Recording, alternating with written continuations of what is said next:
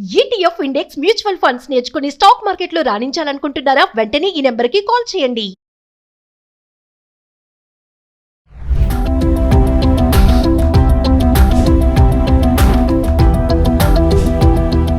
నమస్తే, welcome back to Suman TV. Present మనతో పాటు ఉన్నారు పబ్లిక్ స్పీకర్ రజనీ రమ్మ గారు. నమస్తే మ్యామ్. నమస్తే నవీన. మేడం, రేపు ఫిబ్రవరి, మరి బడ్జెట్ రాబోతుంది. బడ్జెట్ అనగానే చాలా మందికి కొన్ని ఆశలు ఉంటాయి. బడ్జెట్ వస్తుంది, మార్పులు వస్తాయేమో. ఇప్పుడు బంగారం ధరలు చూసుకుంటే మరి బంగారం వెండి ఎలా వెళ్ళిపోతుందో అందరికి తెలిసిన విషయమే. మరి ధరలు ఏమైనా తగ్గిస్తారేమో, జిఎస్టీ ఏమైనా తగ్గుతుందేమో అనేసి, ఉద్యోగాల విషయంలో కానీ, ట్యాక్స్ విషయంలో కానీ, ఇంకా ప్రతి విషయంలో కూడా బడ్జెట్ వస్తుంది అంటే కొన్ని మార్పులు చేర్పులు వస్తాయి. సామాన్యులకి ఏమైనా బెనిఫిట్ వస్తుందేమో అని ఆలోచిస్తూ ఉంటారు. మరి ఈ క్రమంలోనే మనం జెన్జీ గురించి కొన్ని వీడియోలో మాట్లాడుకున్నాము.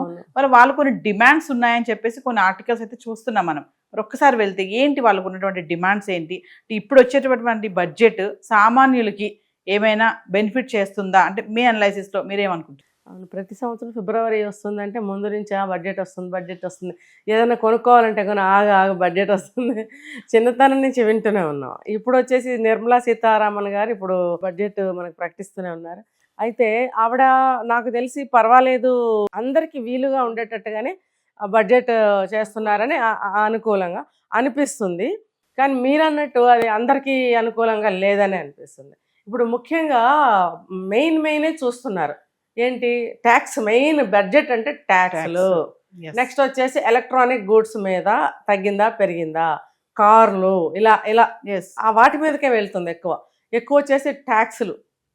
ఎక్కువ వాళ్ళకి ఇన్కమ్ ఉన్న వాళ్ళకి ట్యాక్సుల మీద వాళ్ళకి ఎక్కువ దృష్టి ఉంటుంది.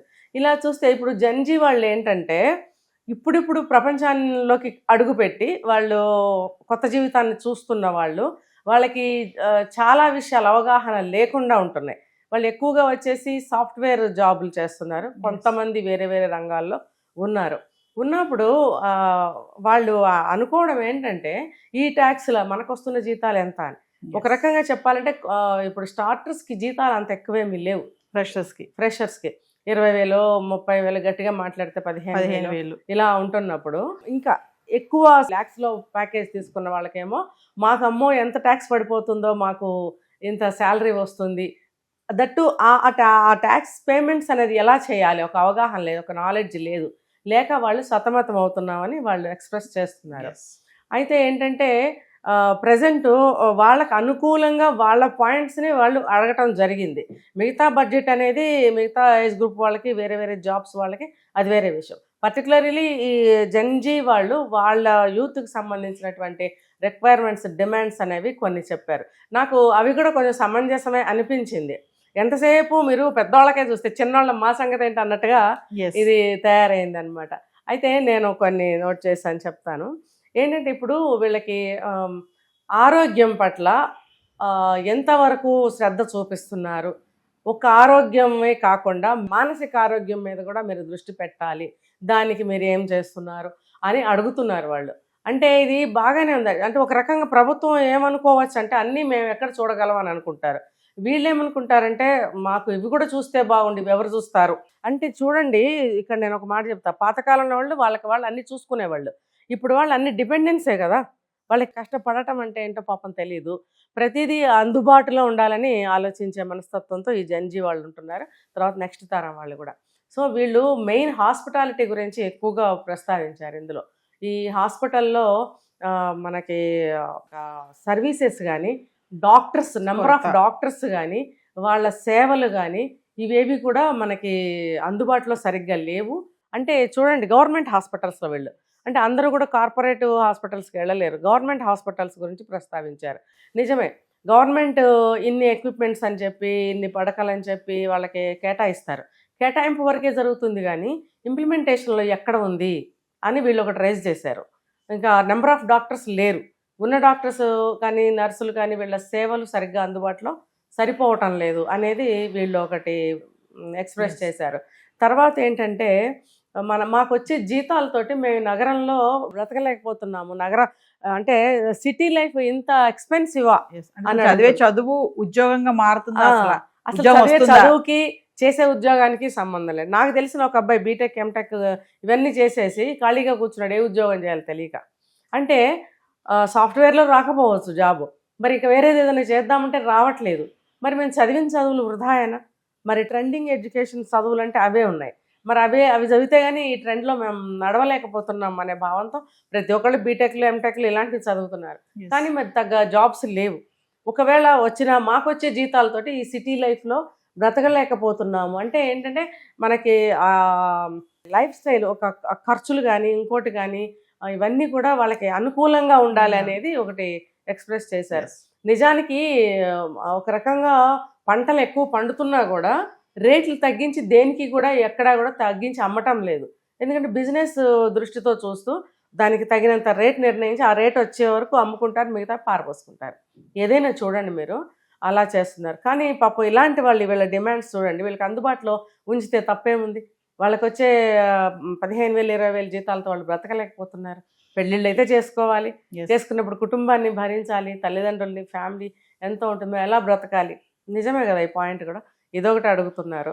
తర్వాత ఏమో మహిళలకి గవర్నమెంట్ మా భవిష్యత్తుని ఎలా నిర్ణయిస్తుందని కూడా అడుగుతున్నారు. బడ్జెట్ వస్తుందంటే ఖచ్చితంగా ఖచ్చితంగా అడుగుతుంది. ఇంకోటి ఏంటంటే వీళ్ళు ఈ సర్వే 2025 డెలాయిట్ సర్వే ప్రకారం వీళ్ళకి మానసిక ఆందోళనలు టెన్షన్స్ ఎక్కువగా ఉంటున్నాయంట. ఐటీ మరి ఉంటున్నప్పుడు దాన్ని వాళ్ళ వెసులుబాటు ఎలా ఉందో అలా వాళ్ళ కొన్ని సౌకర్యాలు అంటే వీళ్ళు ఆఫీస్లో కానీ సంబంధించిన డిపార్ట్మెంట్స్లో కానీ కౌన్సిలింగ్ ఒకటి అడుగుతున్నారు. ఇది మనం ఒకసారి చెప్పుకున్నాం కదా. ఇది ఖచ్చితంగా ఒక కౌన్సిలింగ్ కావాల్సిందే వీళ్ళకి. వారానికి ఒక రోజా 2 సార్లా లేకపోతే 15 డేస్కి ఒకసారా? 15 డేస్ ఒకసారి అంటే లాంగ్ అయిపోతుంది. సో వీక్లీ వన్స్ అయినా సరే వీళ్ళకి ఒక కౌన్సిలింగ్ ఏర్పాటు అనేది చేయాలి. ఇప్పుడు వాళ్ళే డిమాండ్ చేస్తున్నారు. ఎందుకంటే ఇప్పుడు మానసిక ఒత్తిళ్ళు ఆందోళనలు ఉన్నప్పుడు మాకు ఆఫీస్లో ఒక రోబోల్లాగా వెళ్ళి వర్క్ చేయడం రావడం, వాళ్ళు ఇచ్చే ఏదో ఎంత ఇస్తే ఎంత తెచ్చుకోవడం జీతం, ఇది లైఫ్ కాకుండా దీని నుంచి ఎలా బయటపడాలి అనేటువంటి మానసిక వికాసం కోసం ఒక కౌన్సిలింగ్ కూడా ఏర్పాటు చేయాలని అడుగుతున్నారు. ఇదేం పెద్ద ఖర్చేమీ కాదు, అపాయింట్ చేసుకుంటే సరిపోతుంది. అలాగే బడ్జెట్ విషయంలో ఈ కేటాయింపులు ఉంటాయి, దీనికి ఉన్నా సరే అది ఇంప్లిమెంట్ చేయటం లేదు. కేటాయిస్తారు కానీ ఇంప్లిమెంట్ లేదు. ఎందుకు అని అడుగుతున్నారు. నిజమే కదా, ఇవన్నీ గవర్నమెంట్ ఆలోచించాల్సిన విషయమే. ఇప్పుడు సెంట్రల్ నుంచి మనకు అన్నీ చెప్పేస్తున్నారు, మరి ఇంప్లిమెంటేషన్ ఎక్కడి నుంచి రావాలి? మరి యూత్ వాళ్ళ హక్కే కదా అడుగుతున్నారు. తర్వాత వచ్చేసి హాస్పిటల్ అనేది మనకి చివరి ఆప్షన్ కాకూడదు. అంటే ఏంటి, ఇప్పుడు ప్రజెంట్ చావులు ఎలా జరుగుతున్నాయంటే నవీన, మనకి ఈ వ్యక్తి ఇంకా ఆరోగ్యం బాగా క్షీణించింది అని అనుకున్నప్పుడు హాస్పిటల్కి తీసుకెళ్ళటం అనేది జరుగుతుంది. అక్కడ వాళ్ళు ఏం చేస్తున్నారు, వెంటిలేషన్ మీద పెడుతున్నారు, ఆక్సిజన్ పెడుతున్నారు. పెట్టి ఏం చేస్తున్నారు, 1 or 2 days డబ్బు గల వాళ్ళు అయితే ఏమో ఇంకా ఎన్ని రోజులైనా, నార్మల్గా అయితే 1 or 2 days పెట్టి ఆక్సిజన్ తీసేసి ఇంకా వాళ్ళు అయిపోయారు ఇంటికి తీసుకెళ్ళిపోండి అంటున్నారు. అంటే ఇదేనా హాస్పిటల్ అంటే? ఇప్పుడు ఆఖరి ఎలా ఉన్నాడో మనకు తెలియదు, తీసుకెళ్ళినప్పుడు వాళ్ళు ఒక నాణ్యమైనటువంటి వైద్యం చేసి ఒక భరోసా ఇవ్వగలగాలి కదా. అది లేదు. ఇంకా ఫైనల్ ఆప్షన్ ఇంకా వేరే లేదంటే ఇంకా తీసుకెళ్ళి బాడీని తెచ్చుకోవడమే అన్న భావనలోకి వచ్చారు. భావనలోకి రావడం కాదు. నేను ఈ మధ్య 4-5 డెత్ కేసులు చూసినప్పుడు అన్నీ ఇలాగే జరిగాయి. ఇంకా చెప్పాలంటే హాస్పిటల్ నుంచి నేరుగా క్రిమేషన్కి తీసుకెళ్ళిపోతున్నారు. లేదు అని అంటే మరీ కొంచెం పట్టింపు ఉన్న వాళ్ళు ఇంటికి తీసుకొచ్చి 1 గంట సేపు ఏదో ఒకటి అలా చేసేసి ఇక తీసుకెళ్ళిపోతున్నారు. అంటే బడ్జెట్లో అన్ని మాట్లాడుతున్నారు, చేస్తున్నారు, కానీ ఇంప్లిమెంటేషన్ అవ్వటం లేదు. హాస్పిటల్స్ ఇలా కాదు ఉండాల్సింది అని చెప్తున్నారు. జన నష్టం ఎందుకు జరుగుతుంది? ఆరోగ్యం ఇప్పుడు పేదలు ఉన్నారు, లేకపోతే లోయర్ మిడిల్ క్లాస్ వాళ్ళు ఉన్నారు. ఎవరు మిడిల్ క్లాస్ వాళ్ళు కూడా కార్పొరేట్ హాస్పిటల్స్కి వెళ్ళలేరు. మరి వీళ్ళందరూ గవర్నమెంట్ హాస్పిటల్స్కి వచ్చినప్పుడు ఒక భరోసా ఏది? అది లేదు. లేకపోగా మాకు ఫైనల్ ఆప్షన్ అదే అన్నట్టుగా తయారైంది. కాబట్టి మాకు ఒక భరోసా లేదు. అంటే ఆ విషయంలో కూడా భరోసా ఇవ్వమని అడుగుతున్నారు. సో మేడం, మరి అంటే ఇప్పుడు ఫిబ్రవరిలో వచ్చే బడ్జెట్ చాలా వార్తల్లో వింటున్నాము, మిడిల్ క్లాస్ వాళ్ళకి సామాన్యులకి చాలా బెనిఫిట్గా చేకూరుస్తుంది బడ్జెట్ అని ఆశిద్దామని అంటారా? అంటే ఆల్రెడీ వాళ్ళు డిక్లరేషన్కి రెడీగా ఉంటే ఏం చేయలేము, కానీ ఆలోచించవలసిన విషయం. ఇప్పుడు అమ్మాయిలు ఉన్నారంటే శానిటరీ నాప్కిన్స్ ఇప్పుడు హైజెనిక్గా వాడే వాళ్ళ సంఖ్య చాలా తక్కువగా ఉంది, నార్మల్గా ఉండే వాళ్ళ సంఖ్య ఎక్కువ ఉంది. అంటే అందరికీ అందుబాటులో ఉండే విధంగా ఉంటే బాగుంటుంది, దాని ధర అని చెప్పి అదొక డిమాండ్ చేస్తున్నారు. ఇంకా మనకి ఇన్సూరెన్స్లు వాటికి కూడా ఓన్లీ హెల్త్ కాకుండా మానసికమైనటువంటి వ్యాధులు ఎవరికన్నా ఉంటే దాన్ని కూడా ఈ బీమాలో చేర్చాలి అని చెప్పి అడుగుతున్నారు. సో జంజీ అంటే నెక్స్ట్ వీళ్ళే కాబట్టి వాళ్ళ డిమాండ్స్ని కూడా దృష్టిలో పెట్టుకుని బడ్జెట్ని రూపొందిస్తే బాగుంటుంది, లేదా కొంచెం సవరించినా బాగుంటుంది అనేది నా ఒపీనియన్. Thank you ma'am.